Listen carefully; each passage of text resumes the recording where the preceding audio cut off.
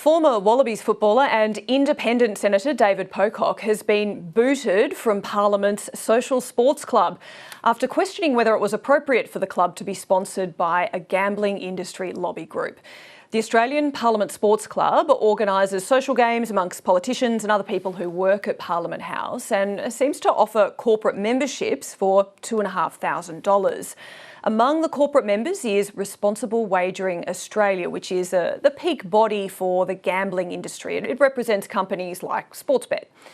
The gambling industry has been a bit of a touchy subject for the government since momentum for reform stalled last year.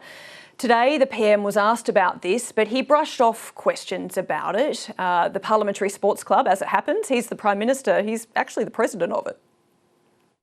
Well, I'd say that's David Pocock being David Pocock, getting himself in a story. This is a voluntary organisation that raises money for charity. Things like playing football, as they do with the people who sell the big issue and homeless people, is a good thing. A bit of fun playing State of Origin that David Pocock has participated in.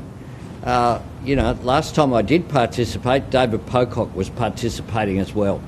So that's a question for Mr Pocock.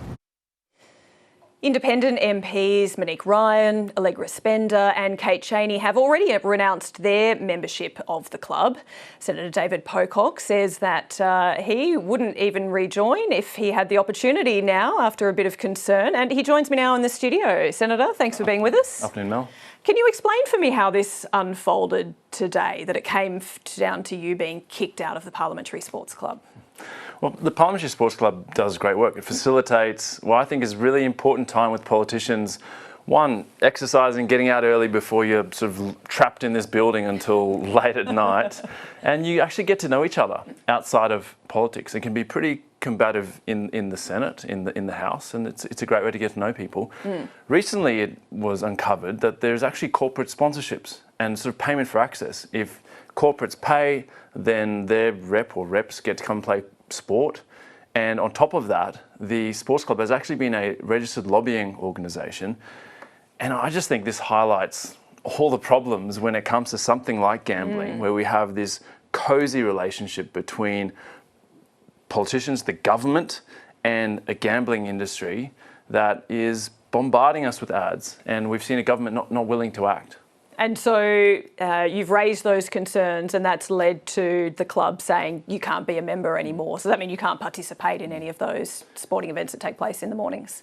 Yeah, I got a message yesterday saying that. I called the CEO. We had a pretty robust discussion about it. But, I've raised concerns privately and then at estimates I was asking about what are the implications of having the Parliamentary Sports Club, which is a registered lobbying organisation, having the Prime Minister as the President. That puts him in a very awkward position. And it puts all of us in awkward positions to be essentially members or the president of a lobbying organisation that takes money from a gambling company. And, while the major parties may take donations from the gambling industry, I certainly am not. And this is an important issue for the people I represent.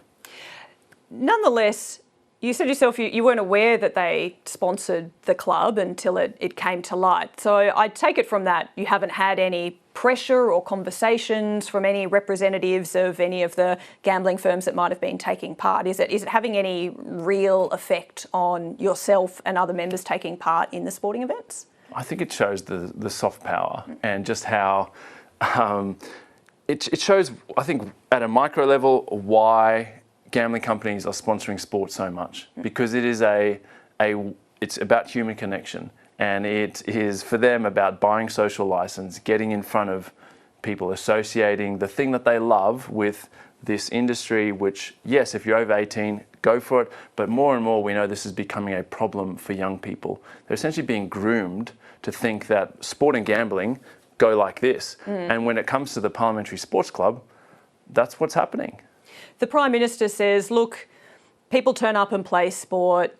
This is on the register, it's transparent, so it's not like it's hidden. So what's the big deal? What would be your response to the Prime Minister? Well, many parliamentarians I've spoken to weren't made aware of this when we signed up. The thing we want to do is just turn up and play some sport. Our understanding was we paid a fee to cover things like insurance, and maybe, for the balls and the couple of cones around the exactly. edge.